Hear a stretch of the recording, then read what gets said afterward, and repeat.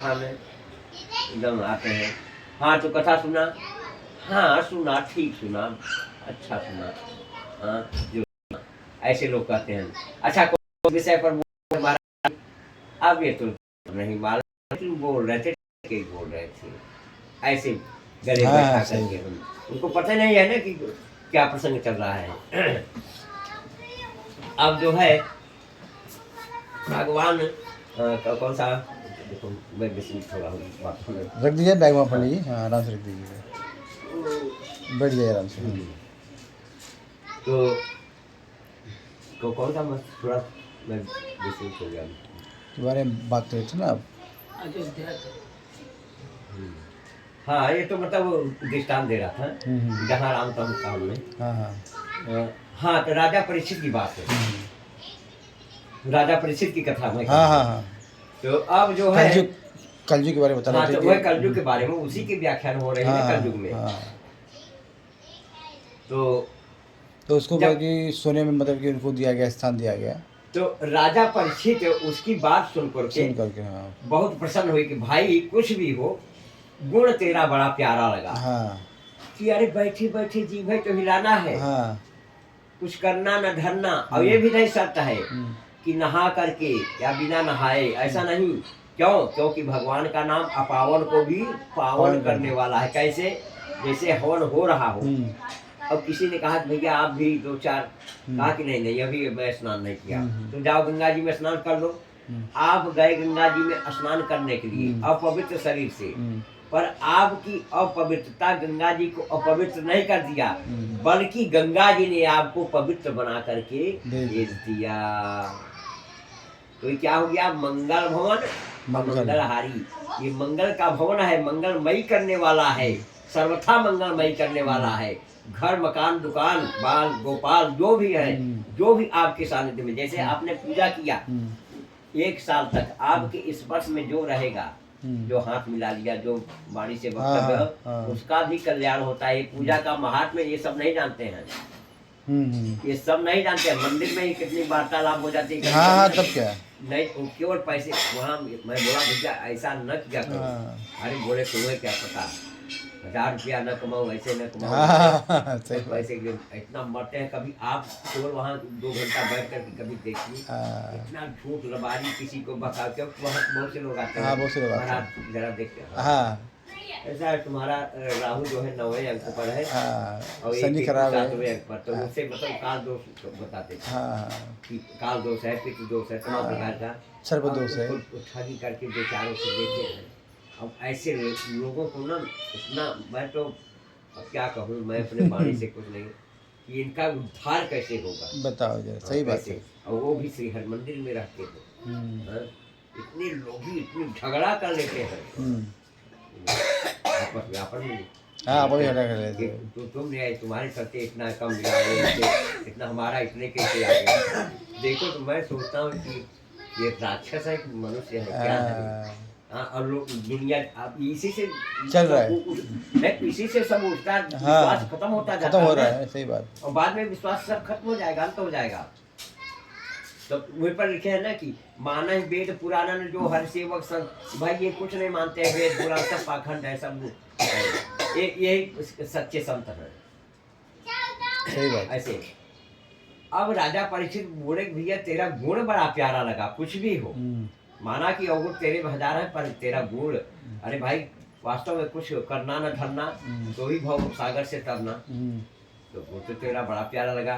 तो एक नहीं तो इसे 4 स्थान देता हूँ। अब कल बड़ा कार्य करने धन्य है महाराज, आप बड़े करुणा निधान है राजन, बड़े द्रवीभूत वाले हैं। हाँ, धन्य है आप, कितने महान हैं, बड़े धर्मनिष्ठ राजा हैं। कलयुग लगा प्रशंसा करें। कहा तो महाराज कौन कौन सा? कहा कि जहाँ ये सब कर्त कुछ होता है, एक स्थान वहाँ ले ले। कहा अच्छा महाराज। और कहा दूसरा, कहा जहाँ दारू मदिरा ये सब चलता है। कहा धन्य है महाराज, वो भी स्वीकार किया। कहा और जहाँ ताश जुआ होता है वहाँ तेरा स्थान। और कहा जहाँ लंपट पुरुष रहते हैं। लंपट पुरुष मतलब समझ रहे हो ना, समझ रहे हो ना, वहाँ कहा कि अच्छा महाराज ये 4 स्थान मेरे लिए नियुक्त किया। कहा हाँ। तब कलयुग हाथ जोड़ करके बोला, महाराज जैसे यात्री वैसे कमरे, जैसा मैं हूँ यहाँ रख दी कानून। अम्मा के लिए अच्छा बच्चे लोग जो है ना कहा कि जैसे यात्री वैसे कमरे, जैसा मैं हूँ वैसा आपने स्थान दिया। हाँ कहा तो क्या चाहते हो? कहा कि महाराज सोने में निवास और मिल जाता। राजा परीक्षित ने कहा कि कुछ भी हो, गुण तेरा बड़ा प्यारा है, इसलिए जाओ मैं तुझे स्वर्ण में भी निवास देता हूँ तथा। अब कलयुग बड़ा प्रसन्न हो गया और स्वर्णिम मुकुट धारण किए थे राजा परीक्षित, उसी पे आके बैठ गया। उसी पे सवार हो गया। पर यहाँ एक दुविधाजनक बात हो गई। दुविधाजनक बात ये हो गई कि भगवान श्री कृष्ण अपने प्रिय सखा ऊधो से अपने विभूति योग का वर्णन करते हुए बताते हैं गीता के 16वें अध्याय में कि ऊधो धातु नाम अश्वनी कांचनम, धातुओं में जो सोना है, जो स्वर्ण है, उसमें साक्षात मेरा निवास है। और इधर राजा परीक्षित श्रीमद् भागवत महापुराण के प्रथम अध्याय के दूसरे स्कंद में कलयुग को निवास दे रहे हैं। तो बताओ कन्हैया का निवास माना जाए कि कलयुग का निवास माना जाए?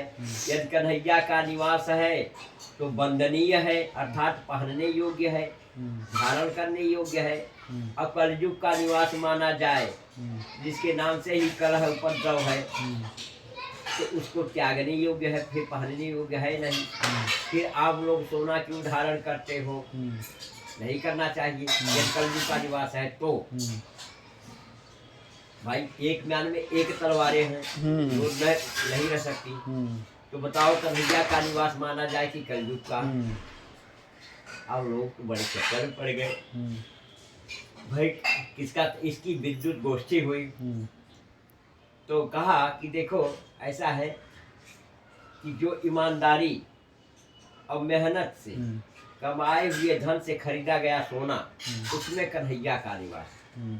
और जो चीटिंग बाजी 420 इधर की उधर करके कमाए हुए धन से खरीदा गया सोना, उसमें कलयुग का निवास। लोगों ने कहा नहीं, विद्युत जनों ने कहा नहीं। क्यों?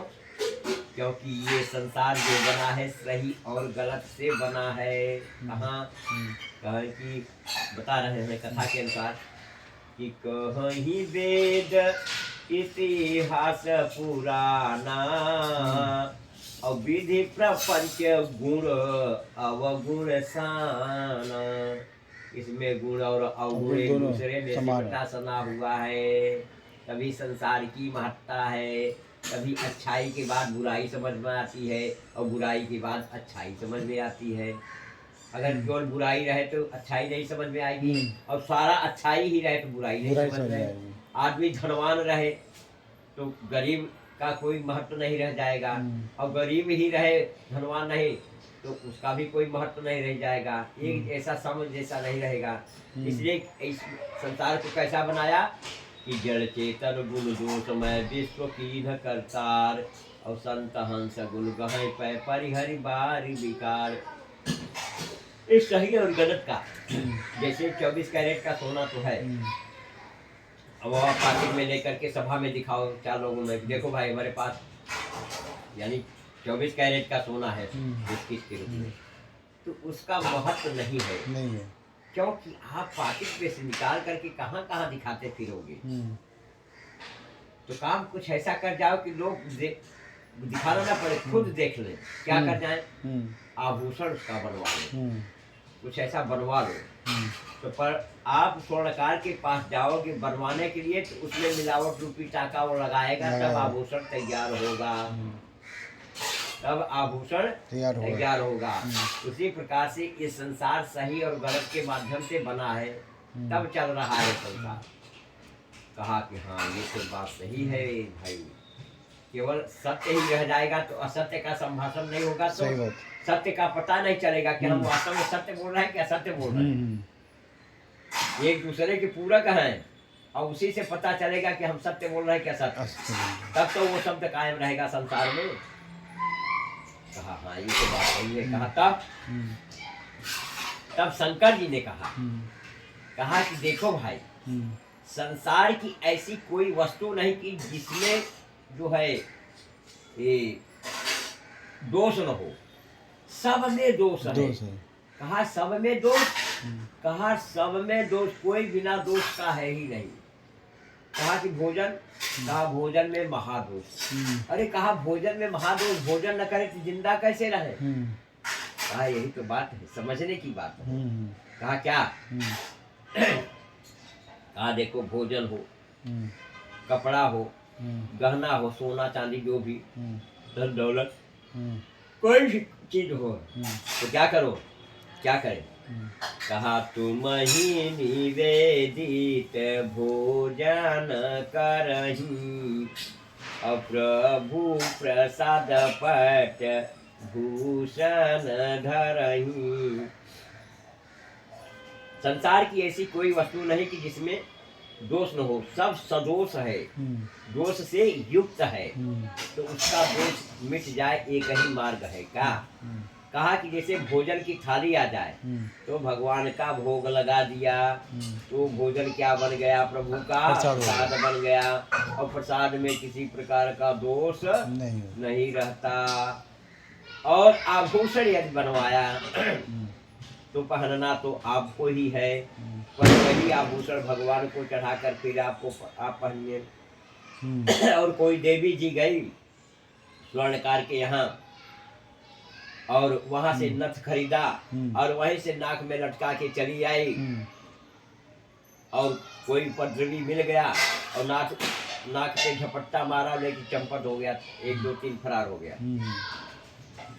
तो कलयुग समाविष्ट हो गया तो बड़ा उपद्रव हो जाएगा। खांसी आ रही पंडित जी? हाँ थोड़ा मंदिर में भी रामायण ही बोल के आया। हाँ, पानी मंगा और थोड़ा सा पिला। हाँ तो थोड़ा पानी ले लो जरा तो उसमें।